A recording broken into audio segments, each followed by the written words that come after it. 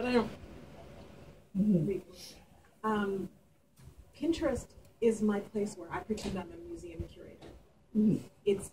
Pinterest is my place for things that I think are beautiful and unique and interesting, and that deliciously themed Pinterest boards. One is called Boho versus Hippie, and so I pin interior decorating, boho and hippie interior decorating, and then I classify them very specifically.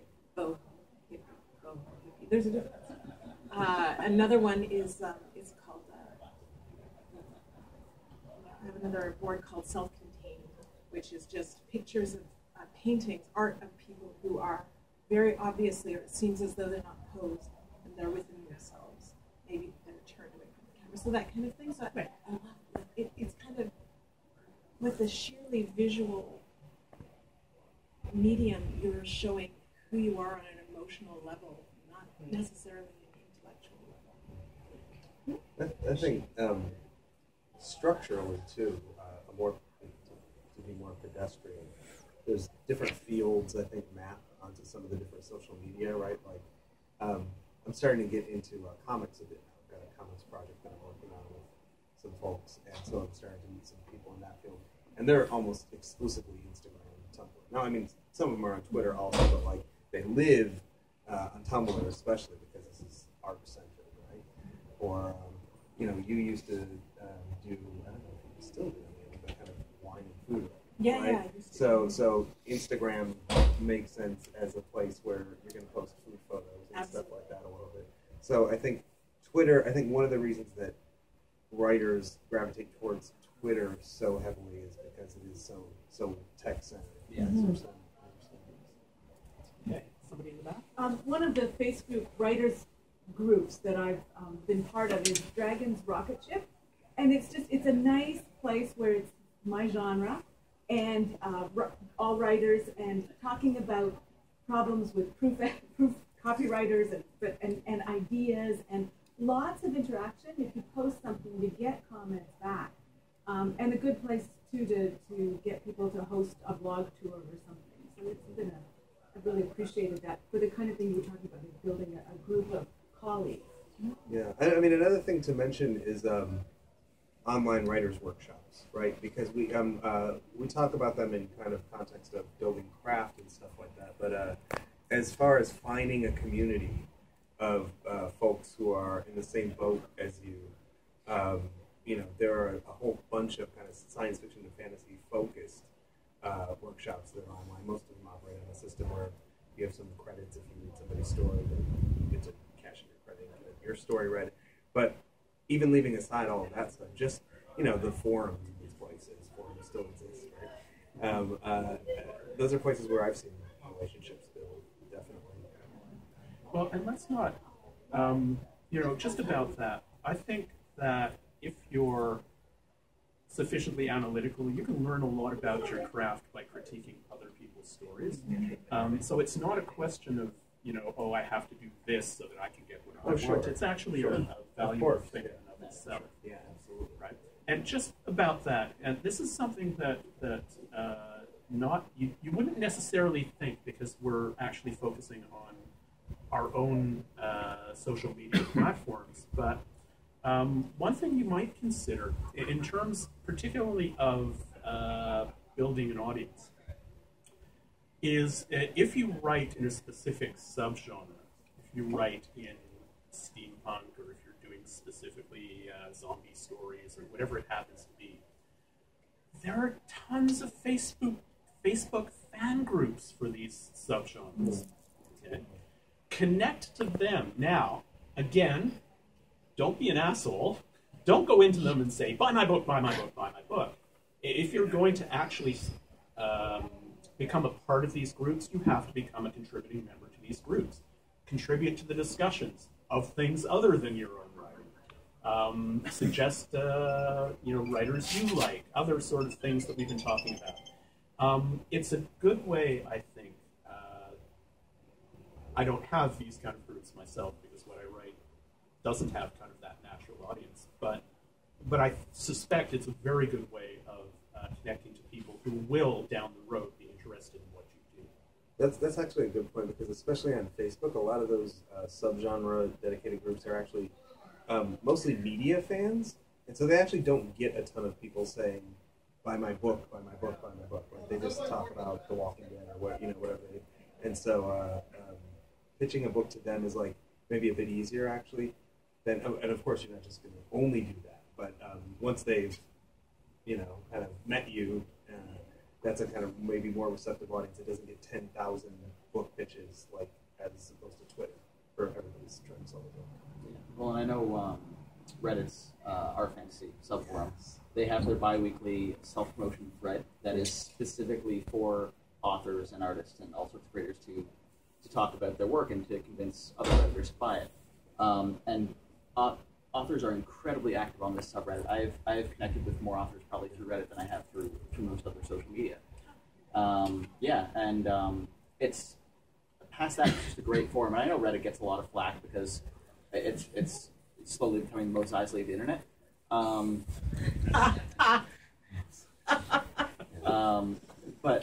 of all the subreddits, and I'm subscribed to more than a few of them, the community particularly in our fantasy is very welcoming, very open, and I think that's why a lot of authors tend to gravitate towards it, because they don't have to feel like they're just going to have to face online trolls every time they log in.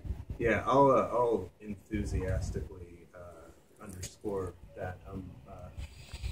A guy named Steve Drew and a bunch of other folks have put a lot of work into making our fantasy Reddit atypical.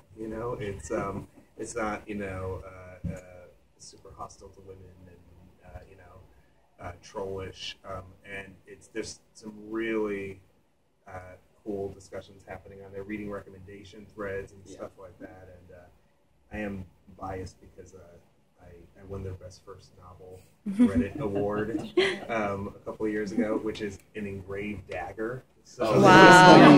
Definitely like the coolest thing I've ever won. Stabby award. Yeah, exactly. The award that you can fend off a home invader with.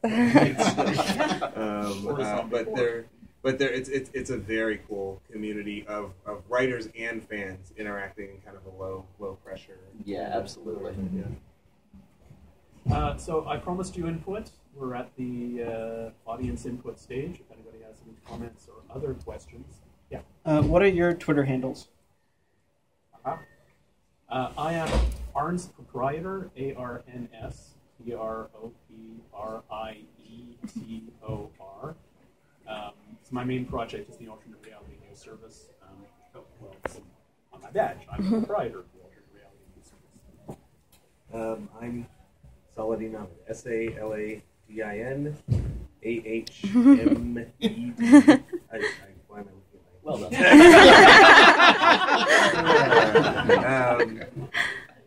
yeah, and I'm that on pretty much everything. So.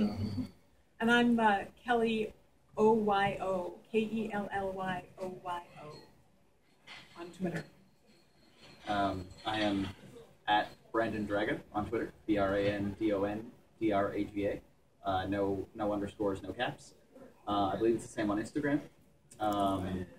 On Reddit, I am /the boneless one.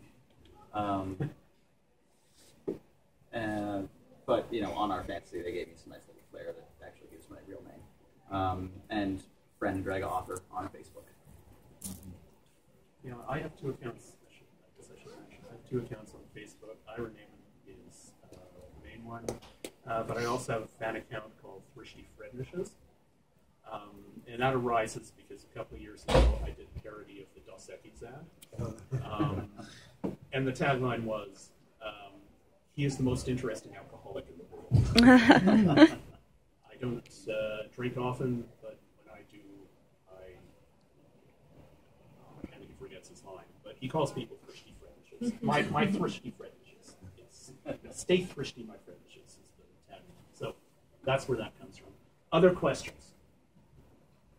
Comments? Anything?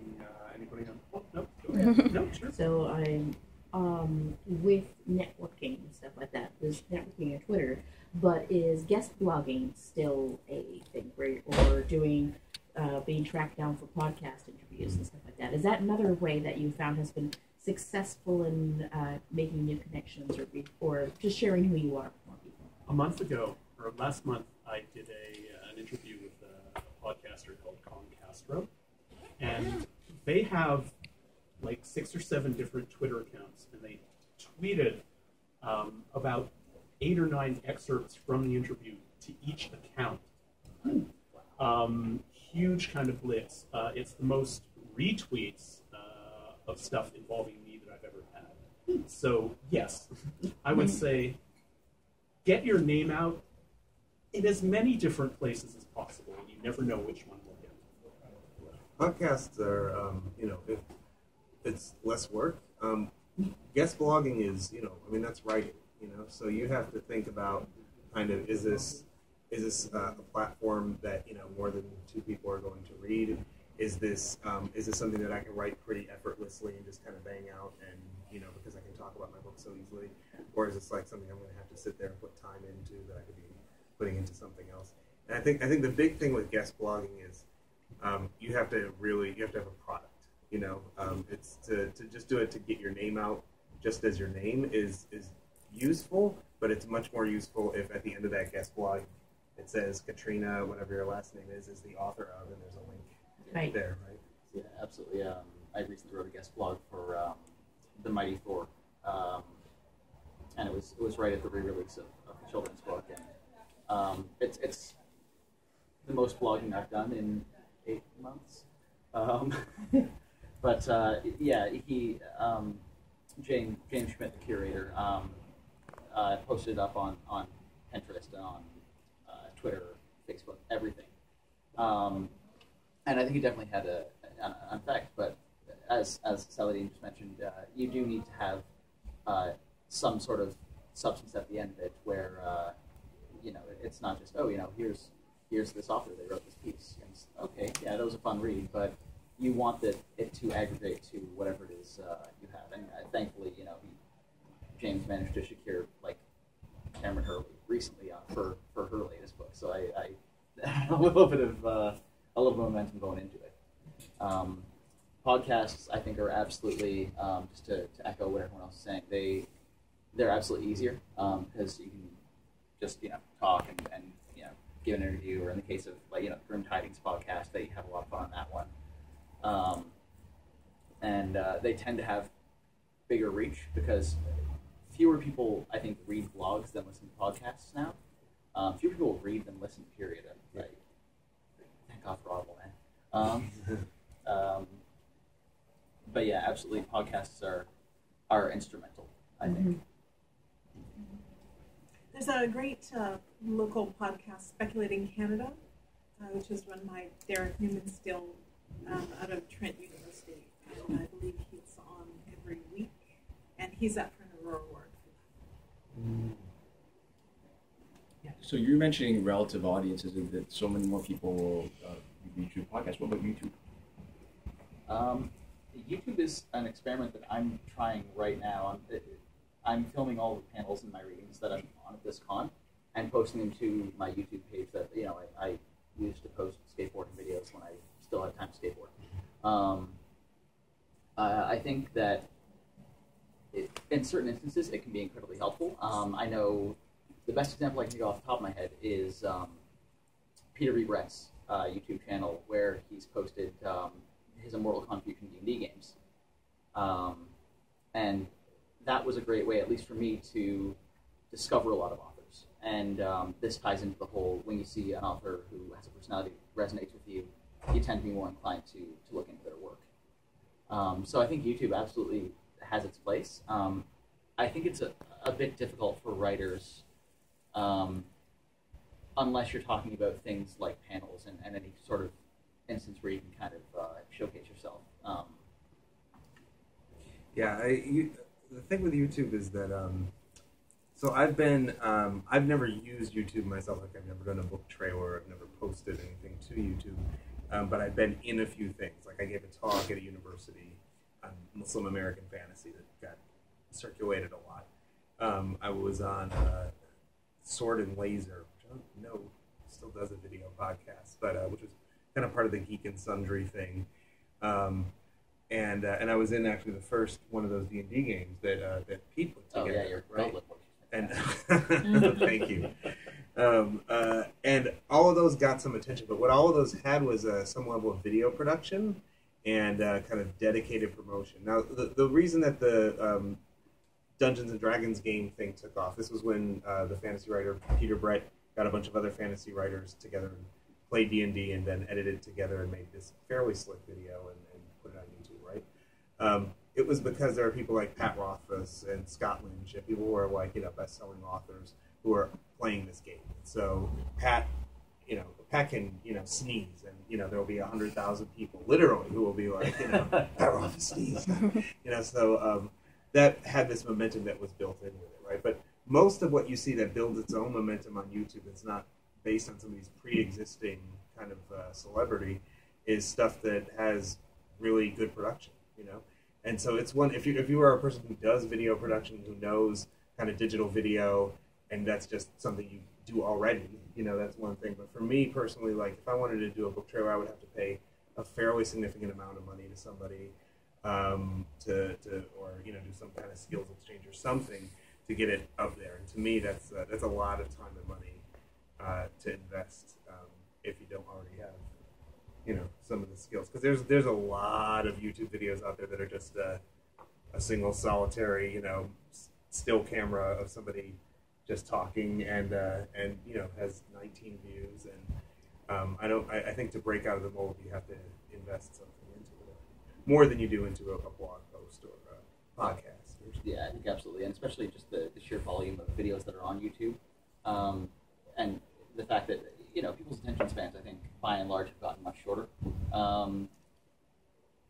If you're going to go on YouTube, you could watch, a half-hour long reading that's just, the camera pointed, or you could watch, a high production of two guys playing video games and talking about it. And more often, the latter is going to trump the former, just because of, as Sally said, the production value, right? Having said that, though, I would just point out that creativity often trumps production. So if you actually bring some interesting ideas to your video, you might get some attention from it. I've done a couple of book videos, and I did one once where it is just me talking to the camera. But what I've done is it's interspersed with title cards. And the title cards are all kind of questions that they're all kind of these semi-pretentious things that writers do. So, there'll be a title card that says, on the loneliness of being a writer. And then I come out with something particularly absurd that has nothing to do with the title card, right? And so there's this constant tension between what I'm saying and the title cards. All I'm saying is that if you approach these things with creativity, you don't necessarily need a big budget. And I always tell people, actually, I used to teach at Ryerson, and what I always told my students was, you should approach everything you do in terms of marketing with the same creativity that you approach